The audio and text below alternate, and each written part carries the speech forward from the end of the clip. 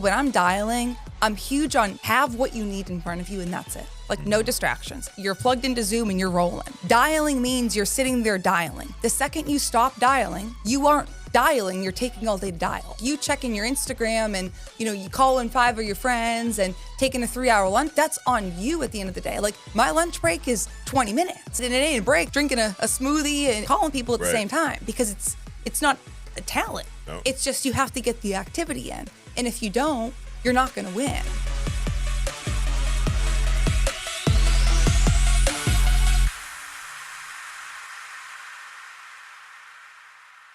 All right, welcome to The Next Level. Got a special guest with me today, Marysa Maggio. How you doing, Marysa? I'm doing amazing. How are you doing, Mike? I'm doing great. So I put you on the spot a couple weeks ago when we had you and Rami on. You right? did. I asked you about your numbers. You're very close to being on track for Hall of Fame. Yep. Now, last year you did 422,000. So you hit Hall of Fame. How many times have you been a Hall of Fame producer with us now? Twice. Twice now. And you're going to be a third time this year. Third time this year, no doubt. Because you're not going to, you're so close. Why would you let up? I was going to say, I'm so close, I can't miss it. Yeah, I'll have to have you come in every year around this time and see what your numbers are and challenge you to hit Hall of Fame. Right, reinstill that. Yeah, absolutely. But that's exactly what I want to talk about today. Before we get into the how, let's talk about the why. Why is Hall of Fame important? Well, first and foremost, just thank you so much for having me in here. I genuinely appreciate you and the corporate staff more than you would ever know. And your question was, why is it important to hit Hall of Fame? So a couple of reasons. First and foremost, if you are here to build a business, which, genuinely, I hope that you are. Sure. You want to be able to lead from the front. You want to be able to tell people, hey, I know how to sell insurance and I can teach you how to do it too. It's one thing if I know how to do it. It's another thing if I can teach you how to do it. Right. And that's a skill that not everybody has. But when you hit Hall of Fame, it's like we're just rinse, wash, repeat in terms of what we're doing day in and day out. And if you can get those skills down, it's game over. Yeah. So it's like you got to hit it because A, prove it to yourself. B, prove it to the people you're leading. And C, you can do it if you want to do it. Yeah. Yeah, we didn't have, when I was recruited, the company I was at, we didn't have Hall of Fame, but it was the same concept. One of the biggest motivators for me was I remember Sean coming to my house. I wasn't even licensed yet. I think I had passed the test. I was waiting to get my license or whatever. And I was getting a policy on myself, my wife's grandmother, everybody in the house was getting policies, right? And he pulled up his laptop and he showed me his commissions from one company. And it was, at this point, it was probably around this time in the year. It was September, October. And one company had already paid him like $90,000.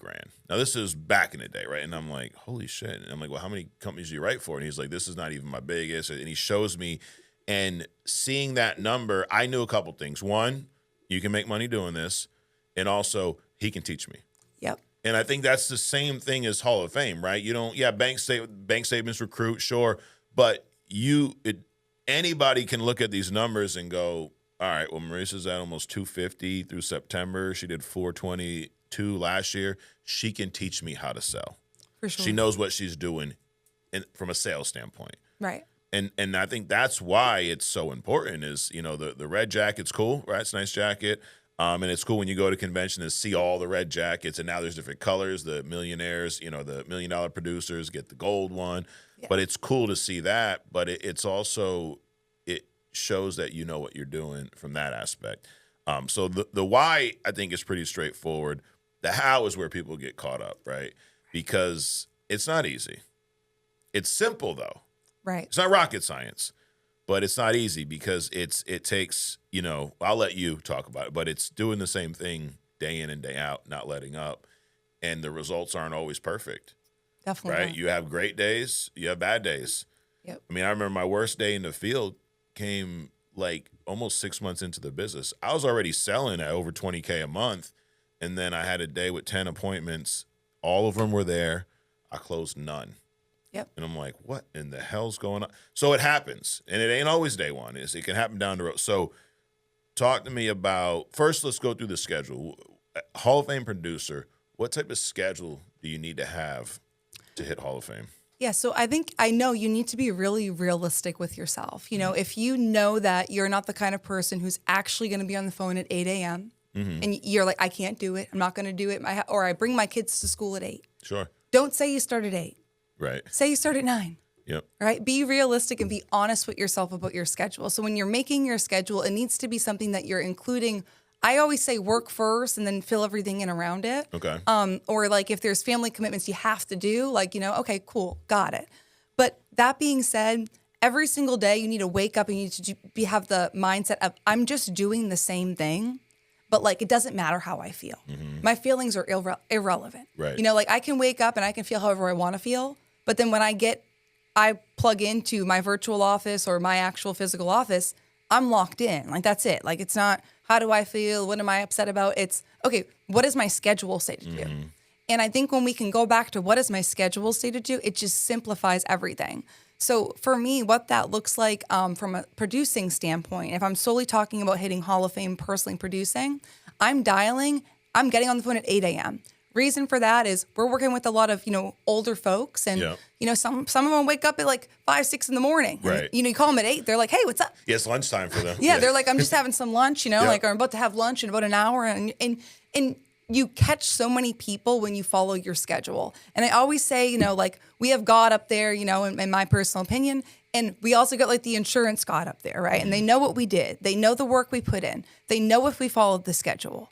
They know if we did the presentations. They know if we made the calls. Yeah. And they know if we didn't. Right. And the law of large numbers is always going to play out. So to your point, to your point about the in the home, right? You went 10-0, right? Like we're going to have those days, but it's about waking up and realizing you have the opportunity to make it a new day. Correct. Right? It's like, don't stay there. Just next. So first thing would be mentality of following your schedule and being honest with yourself. Depending who you are, where your skill set's at, let's just say you're brand new. I'm going to tell you, you got to work 50 hours a week to hit Hall of Fame, at least 50. Okay. Because your skill set's not there. You're just learning, whatever it may be. Once your skill set's there and your numbers are there, you know your numbers. What I mean by that, Mike, is what I encourage my agents to do every single day is talk to 10 people from start to finish. Okay. That means I'm pitching you an option and I'm asking you which one suits your needs and, you know, budget best. And you're picking one or you're not. Once you get there, typically most agents are going to close about 50%. But you got to push them to be able to get to the 10. Sure. The first 5 might tell you to fly a kite. Right. Right? But the next 5, if you keep going, might be like, you know, you're giving candy to a kid. And that's when it becomes fun, is when you realize, hey, like, yes, there's things I can fix always, right?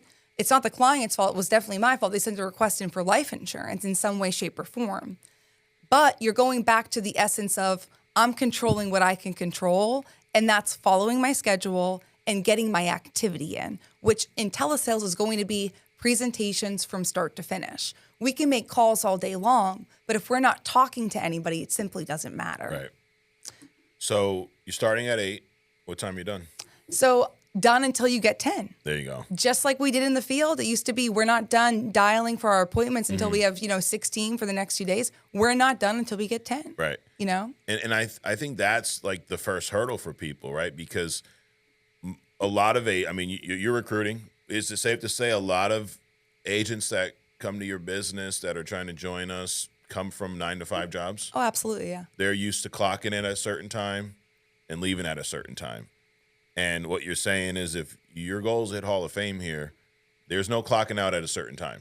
Right. You can start at a certain time, 8. Some people start at 7. Some people start at 9. Like you said, whatever works for your schedule. But your goal, your daily goal is 10 presentations. Yep. Right? Full presentations. Full presentations. Not, I got halfway and then Marysa told me that, her spouse needs to be here and Rami's not around. That's not a presentation. Right, exactly. Right? You get halfway through and then they hang up on you. That's not a presentation. Right. Presentation is you get everything out and they say yes or no. Right. Right? It doesn't necessarily have to be a yes, but you got through all of whatever. You presented options to them. It wasn't just 2 minutes on off. That doesn't count. Right. 10 full presentations. Right. 6 days a week. 6 days a week. Okay. So you're working, what is it, Monday through Saturday? Yep. Got it. So that's the first part, your schedule. And that is for a lot of people, a struggle early on because things are going to come up. Yep. I'm sure they come. You don't have kids yet. Right. But I'm sure stuff comes up. Family members, birthday party. Hey, Marysa, it's our, so-and-so's cookout this weekend. Or our great aunt's cousin's brother passed away. There's a funeral. Like, yeah, no, but I met the dude once. Right. I feel really bad. Right. But I can't go. Exactly. I mean, I'm sure there's things you've had to miss, right? 100%. And I think one thing I've gotten really good at over the years, and I wasn't always good at, to your point, is just learning how to say no. Yeah. Like for yourself. Like, hey, like it's okay to say no. Right. Like no one's going to be mad at you, but just tell them. Tell them where you're at. If they are, who cares? Exactly. Right? Like they're not meant to be around you at this point in time. They're Absolutely. not positively contributing to you. I forget what book this was in, and I'll give Dave Anderson credit. Maybe it was one of his. But the message was, no is a complete sentence. Mm-hmm. I don't have to explain why. Yep. Hey, Mike, can you meet us this weekend? We're all going to go out and hang out and blah, blah, blah. And, we're all going to go to the bar and get wasted. And I go, no. No, right. Well, why not? I can't. Knows that you don't owe anyone an explanation. Right. Are you doing this for them or for you? Correct. Are they going to pay your bills? Right. Are they going to help you and your family out? No, they're not. Right. So it's okay to say no. Absolutely. And you're going to have to. It's like one of the biggest lessons early on for an agent is, can you take this schedule here and treat it like you did at your job? That part. Because why did you do it when your supervisor would, right? Marysa, you can't clock out early. You got to be here till 4:30. Right. Okay. Even though I got nothing to do right now, I'll sit here like a dumbass for 10 minutes before I can clock out. Exactly. You're not going to have that person here. Trey's not going to call you. Sean's not going to call you and go, Marysa, what are you doing? Right. Why have you clocked out? Yeah. We don't see you here on Zoom. Yeah. Right? Yeah. Like, no. No one's going to do that. But you got to be your own boss. 100%. And, some of the best agents I've seen come in have truly treated this like a W-2. Mm-hmm. And I always just think, like, when I don't want to work, right, or I don't want to do something, I'm like, well, what if I had a boss sitting here telling me to do it? Would I do it? If the answer is yeah, I'm doing whatever it was, which it's 99% of the time. Right. So it's like, don't work harder for somebody else than you will for yourself. Absolutely. Yeah. And most of y'all have done that and are still doing that. Right. Right. I got this thing. It's all the moms in town like to get together on Wednesdays, and I'm going to go at noon. Why? Right.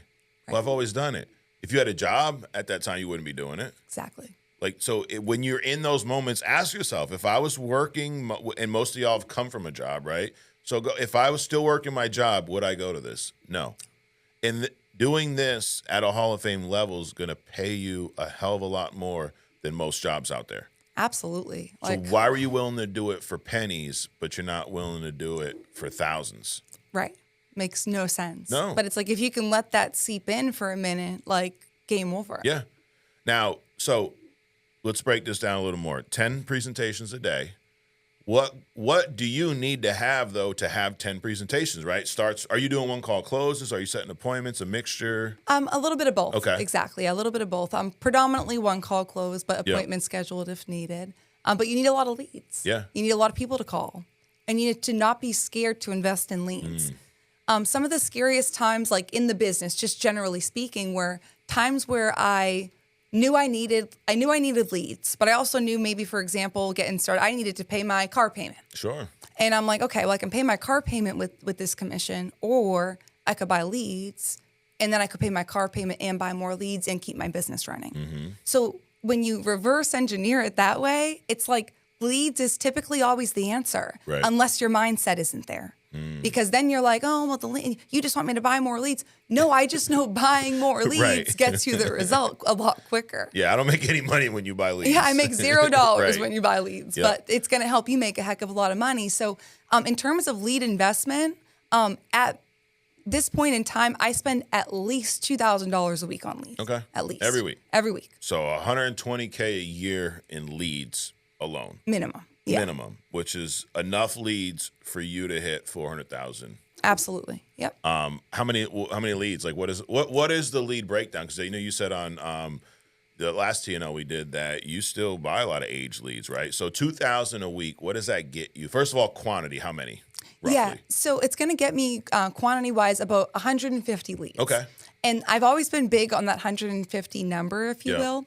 And the reason for that is because when you can mix some aged in there and you start to get swift on the phone, like you're going to have conversations and that ROI by default just goes up. Yeah. Like, so don't be silly and be like, oh, I need all new leads. Like, to be honest, my close rate on aged leads is way better than it is on new leads. Seriously. Yeah, way better. Like it's almost like embarrassing, but it's the truth.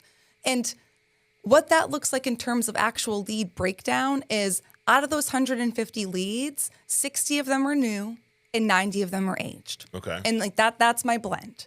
And it works out for me. If I need some more, be clear, I'm not scared to buy some, you know? Right. So if I feel like I'm lacking, I can't get people on the phone, whatever it is, leads is typically your answer. And it's not, in my opinion, it's not let's get 85 different phone numbers and dialing systems and spend all of our income producing hours doing that. Right. It's let's pick up the phone, our phone, and manually dial that thing and let's call the people.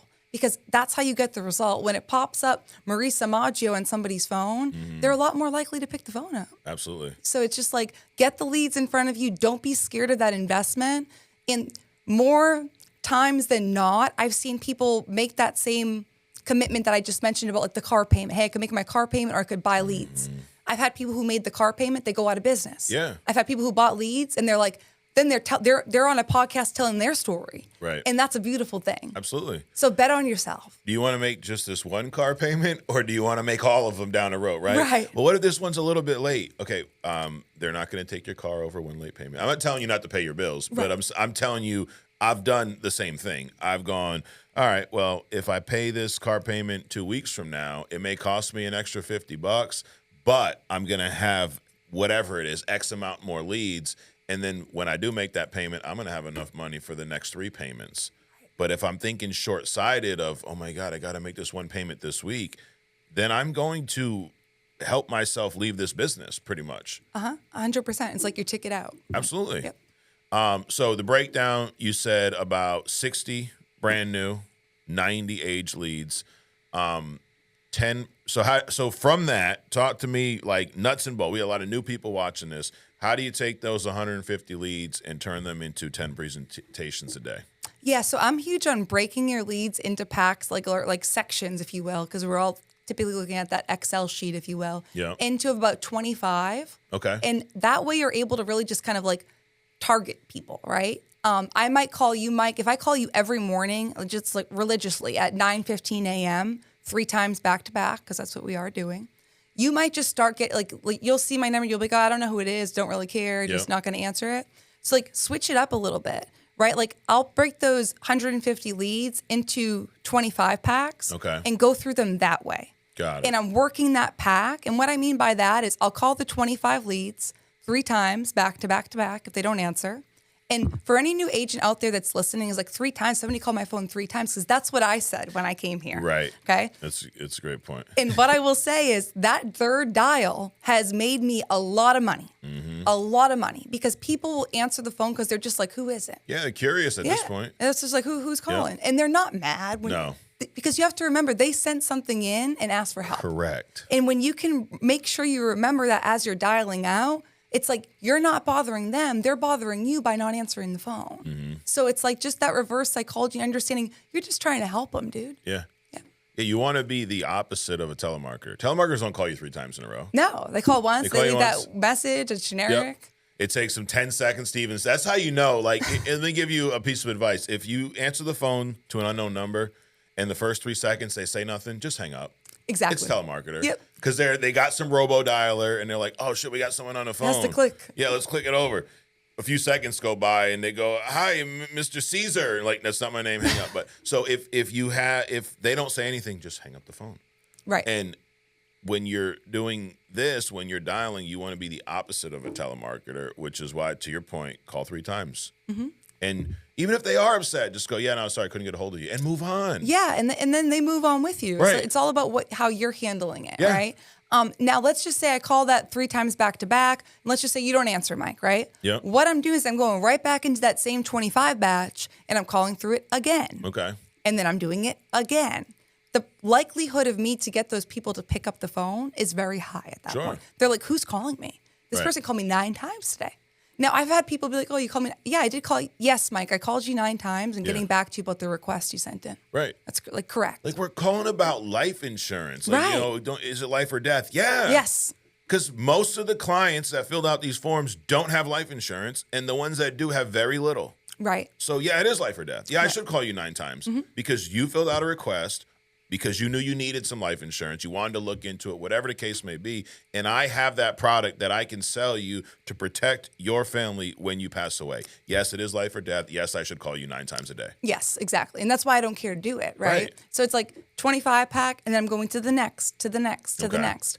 And I'm just doing that. And when do you move on from a pack? You mean like when will I kill a lead, kind of? No, like when. So you're going through this first 25. 3 times. Okay, you're going through it 3 times. Through it 3 times. So you'll get 9 calls. Got it. And then now you're moving to the next one. Yep, exactly. Now, from a time, how long does it take you to go through that? I mean, honestly, not that long. Usually I buy 25 3 times back to back. Yep. We're usually done at like 12 o'clock. Like noon. So a couple hours. Yeah, a couple hours. You know what I mean? Yep. You're working kind of like your morning on those 25. Sometimes you'll start to get to like that second pack. And like that's cool too. But it's good to be able to just target that area. And then the next morning when you wake up, instead of calling you again at 9:15, right, hypothetically, you're going to be at the end. Got it. That way I'm calling you probably at a different time. Yeah. Right? It's huge. Yeah. And it's these small things like logistically that make sense because it's just human nature. You might be at work at that time, you know, like most people, right? So just depending on that, just remembering like switch up the times, focus on different lead batches, and remember, calling 3 times back to back has literally doubled my income. Yeah, absolutely. The only reason you're not doing that is you're uncomfortable. Yeah, and get uncomfortable. Absolutely. Yeah, who cares? Exactly. So going through these batches, these packs, how often, or first of all, in that time frame, going through that 25 pack 3 times, how many contacts do you expect to make? The first time I call through it, I expect to talk to between 5 to 7 people. Okay. Of those, how many are going to turn into a presentation on the spot? How many are going to be an appointment? So it's tough to say, but I would say, like, let's just take 5 as an example. 5 people answer. I feel like I'm going to be able to get into a presentation with 3 of them. Okay. And book 2 of them. And book 2 of them. Yeah. And you're booking how far out? Day or 2? No, yeah, I'm like, if it's like, today at 10 a.m., I'm like, okay, Mike, I can do 1 o'clock or I could do 3 o'clock. Like, I'm trying to book you the same day. Yeah. Yeah. Same day if you're at work, with your spouse, whatever it may be. But I'm definitely trying to make sure I know that your spouse is with you and that you're not at work. Because with telesales, sometimes people are like, I can do it on my lunch break. No. Like, we're not doing this on your lunch break, So making sure you're in a place to do business as well. Right. So walk me through, if you call me, right, and I guess I pick up, walk me through how you try to have that a presentation on the spot. Yeah. What are you saying? So Mike? Yes. Mike, this is Marysa. I'm just quickly getting back to you about that request you had sent in regarding the veteran life insurance coverage. You had put your date of birth here as 9/3/93. That's correct, right? Yes. All right, perfect. Now, Mike, I'm just the veteran consultant assigned to your file. So it just takes you about 15 to 20 minutes to go over the options that you would have for your life insurance.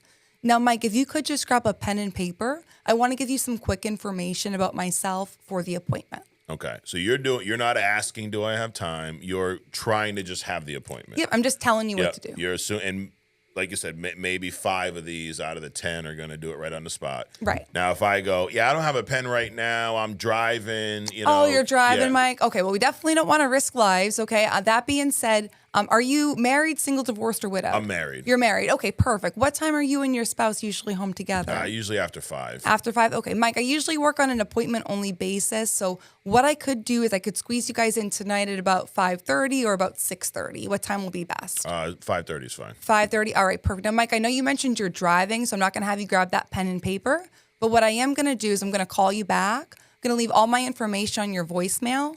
Again, my name is Marysa Maggio, and I look forward to speaking with you and your spouse tonight at 5:30.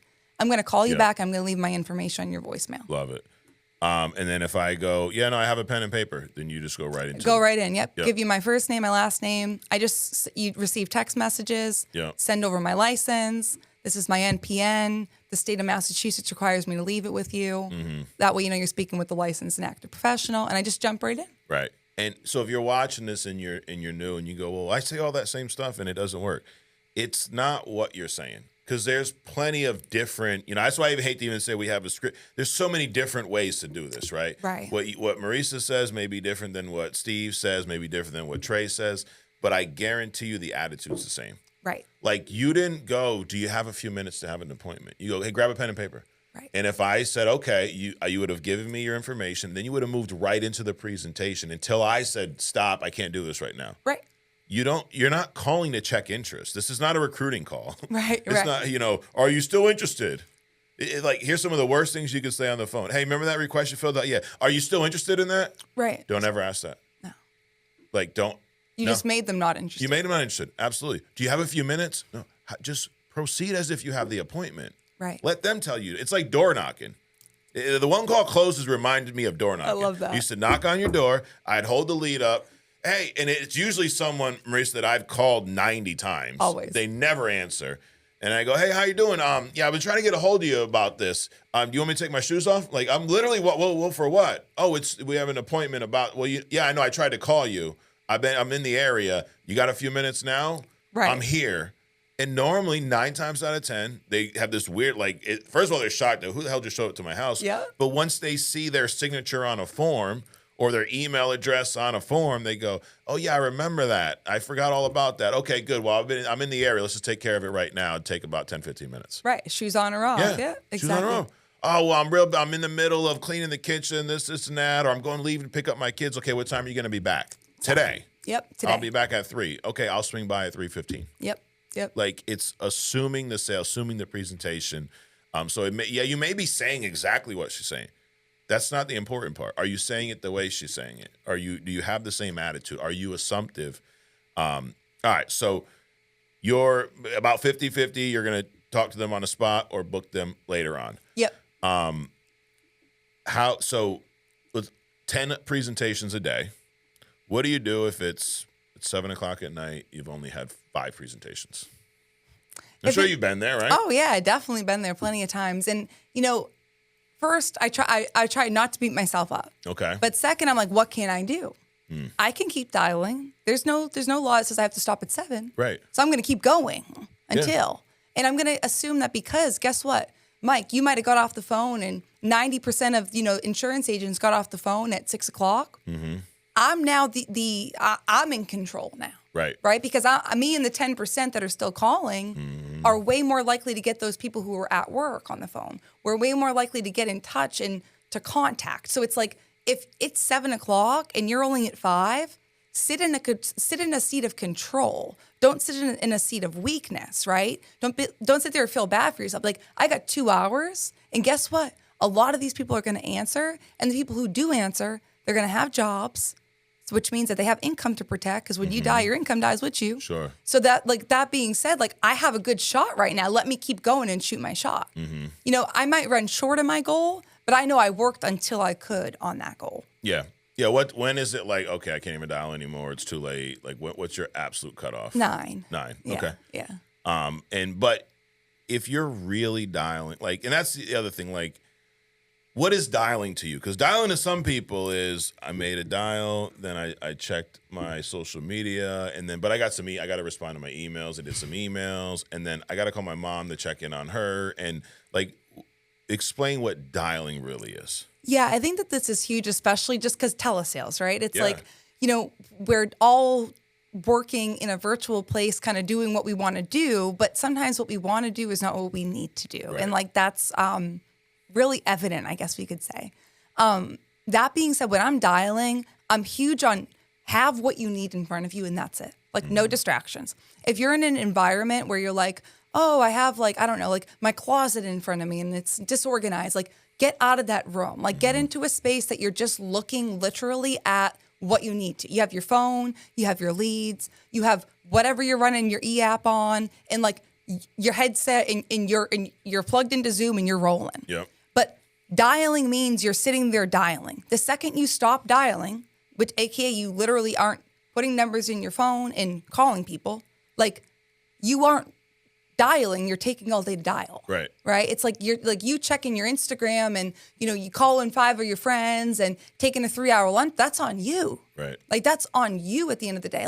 My lunch break is 20 minutes. Now, if that, then it ain't a break. I'm drinking a smoothie and calling people at the same time, because it's not a talent. No. It's just you have to get the activity in. And if you don't, you're not going to win, period.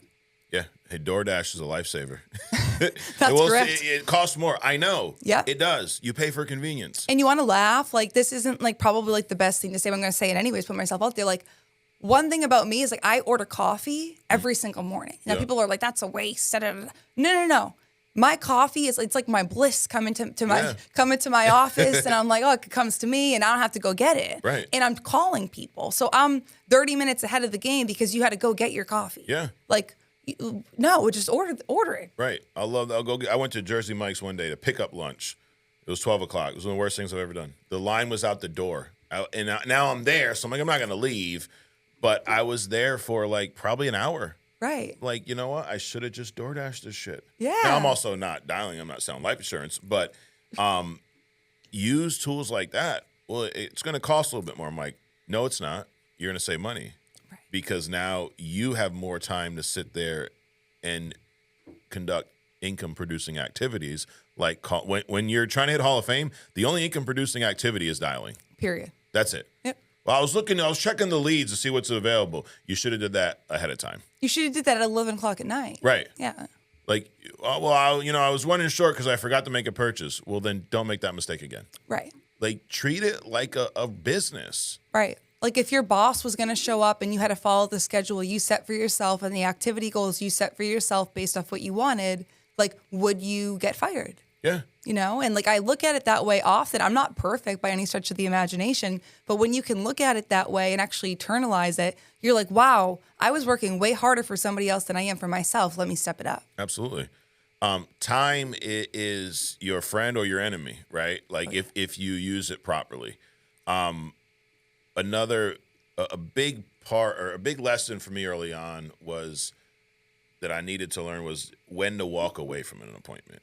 Because, and I'm sure it's the same thing on the phone, but you're in the home and your average appointment, when we were in the home, when you were good, day one isn't take a little bit longer, but when you were good, your appointment should take you 30 minutes, maybe 45 tops if there's a couple, or right? Like, I mean, you sold both in home. Exactly. But, I mean, is that fair to say 100%. For you? Did you like half hour, 35 minutes, maybe? There were times I was in and out 20 minutes. Exactly. Yep. You know, so on the phone, what's a good average appointment for you? Again, once you have that skill there, like 30 minutes. 30 minutes. Like 30 minutes. They should be able to understand it. Like when they die, it pays. Yeah, it's not that deep. Like I remember when we were building before FFL, but when Sean brought me in as staff, I was still selling full-time, but my job was I was the new agent mentor. What that meant was if you were in the house, Marysa, you needed help, you called me. Right. There were times where I'm like, dude, this kid's called me 3 times in the last 3 hours from the same house. Oh, yeah. So I'd be like, just leave the house. Yep, leave. Yeah, but they just had a few more questions. Leave the house. Mm-hmm. Because even if you do make the sale, it's not going to stick. Nope. Knowing that first of all, why do they have 3 hours to keep you in there? Right? They're not serious. Yeah. It's a game to them. Mm-hmm. So I think the last thing we're going to talk about is that on the phone, how do you know when this is not, I'm not going to go down that road. This one's not going to end well. Yeah. Let me walk away, because you have other you got packs of 25, you got people to call, you got to get to your 10 presentations. It's not one presentation for 10 hours, it's 10 presentations. So what are some signs, you've been doing this for years now, to where all right, I need to leave this one alone? Yeah, so one is like if somebody's over chatty, I'm great. Like we can build a little rapport. We can talk about how great dogs are or whatever. Sure. Right? It might be right. Like I love dogs. It's awesome. But at the same time, we have to get right down to business. You need to make sure you're setting the table that like they understand. In other words, you're busy, you're important, and you're in control of that conversation. The second that they start talking about, like their grandchildren for 15 minutes and they're sending you pictures of them and you're feeding into it and you're sending them pictures back. And you're like, I don't know why I was on the phone for that. I do. Yeah. Because you were feeding into the wrong thing. Right. Now you can build rapport with them, but at the same time, if they're talking to you about things that happened 10 years ago and how they will never forgive their, cousin Laura, it's like, right. All right, you gotta cut that off fast. And the way that I do that is, okay, like Mike, hey, wow, that's crazy, or whatever it might have been, right? Now, I hear you, Mike. I could talk to you all day, but I literally have 15 veterans I have to talk to each and every day. So let's see. I have your date of birth as just right back to whatever we were getting. Yep. Yeah, you got to redirect people, and when to walk is when people will challenge you, and that's good. But people are going to typically challenge you because they actually want to know what's going on, or because they're literally messing with you. Sure. And they just have a whole lot of time on their hands that day, I guess, right? Yeah. And when somebody's messing with you for too long, meaning like you've answered their question, you told them, who you work for, where you work, what you're doing, what your role is, what the kind of end goal is, so to say, and they're still messing with you. Hey, Mike, is this something that was important for you and your family? Because most veterans that fill these requests in are really serious about getting the coverage in place. So I just want to make sure I'm spending my time with the most serious people. And if I say that and somebody comes out and be like, I'm so sorry, or whatever, right? Yeah. Cool. All right, I'll rock with you as long as we're rocking. Sure. But if not, it's like, okay, Mike, respectfully, I got other people I got to talk to. Yeah. Like, if you need anything, reach out to me. Make it a great day. Right. God bless. And, bye. And Listen, next. we want to help everybody, but you can't help everybody. Yep, exactly. There's going to be, and now also pay attention to your percentages, though. If that's happening 90% of the time, you're doing something wrong. Correct, right? yes. If that's happening 10, 15% of the time, okay, cool. Yep. Because, I always looked at the numbers this way, in batches, in thirds. So a third of the people I talk to, they buy from anyone. Yep. Just because of the nature of what we do. It's lead-based, high-intent leads. It's life insurance. Everybody needs it, right? These numbers probably do not apply to other sales industries. Like if you're selling knives, I don't think this applies. Right. But life insurance, a third, they're just going to do it. They need it. They want it. Then there's a third that aren't going to do it regardless of what you say. It's just not going to happen. Yep. Now, you could force them into, I've been there too, where I closed everybody. You know what happens when you close everybody? A good chunk are going to fall off the books. Oh, yeah. Double the amount that should. Because been there. Oh, yeah. I think a lot of our top producers have been there, right? Yep. And you realize, all right, maybe I don't need to close everybody. Maybe I need to stop saying that. And then there's that other third, and I believe this is where a profitable agent, this is where you become profitable. The third that you do need to sell a little bit. Whatever you push over the finish line, whatever you want to call it. Right. But you got to do some work. Yeah. You got to, remind them of why they filled this out. You're going to have to challenge them. They're probably going to say no a couple times. Right. Right? That's where you make your money. 100%. But 2/3 of the people you talk to, you should be closing. Yep. Not day one. Right. You're going to have to work there. But that other third, you got to know when to leave them alone. Some will straight up tell you, right? You'll know. Oh, but yeah. the ones that, the problem with not being able to identify it is what you were just talking about. All of a sudden, I'm on the phone for 2 hours. Right. For what? Right. And then I'm missing out on other people that would have been in those other 2/3. Exactly. So that is a skill how do you learn it? With time? Yep. Exactly. Like everything here. And like you'll make mistakes. You stay on the phone with somebody for 2.5 hours, nothing comes of it, and you get off the phone, you're like, what just happened? Right. And like it's like that's how you learn how to implement those things, because you're like, I'm never gonna let that happen again. You know? Yep. Well, this is great, Marysa. And to sum it all up, manage your schedule, manage your lead flow. You're spending $2,000 a week. People, oh man, it's a lot. Yeah, but what'd you make last month? 80 grand. 80 grand. So would you spend $2,000 a week, $8,000 a month to make 80? Now there's other expenses too, but Right. like to gross 80 grand, Right. Would you spend $8,000 a month? Why not? Yeah. Now is that going to happen month one? No, it's taking you some time. Yep. But you gotta believe in yourself, number one, and you gotta be willing to put in the work. Attitude, activity are the two. Lots changed in this business since I got my license back in 2009. But two things that have not. If you manage your attitude, manage your activity, you'll have success in this business. No doubt. Absolutely. Easier said than done. 100%. Well, congratulations on your success. I know you're going to hit Hall of Fame this year because now I've challenged you on 2 separate podcasts, and it worked last year, so it should work again, right? It will. It yes. will. And you're close enough. I mean, why not? Yeah, absolutely. I got that. Absolutely. Well, thank you, Marysa. Guys, thanks for watching. Subscribe if you haven't already. And please go to fflconvention.com. Get tickets before they are sold out. We will be back in Irving, Texas, late January, last week of January next year. And that's where you will see a lot of people get a Hall of Fame jacket. I think right now there's like 450 people that have already issued over 200K this year. Wow. And we're in October, so not all of them, but I would assume we probably have 300 people in the Hall of Fame this year at least. So you if you're hitting Hall of Fame, you'll get your jacket there. You'll be trained by the top people in the industry, not just our company, because based off the numbers, maybe it's just my opinion, but they are the best in the industry. So go to fflconvention.com now, get registered, subscribe, and you know where to find us every week right here on The Next Level. We'll see you next week.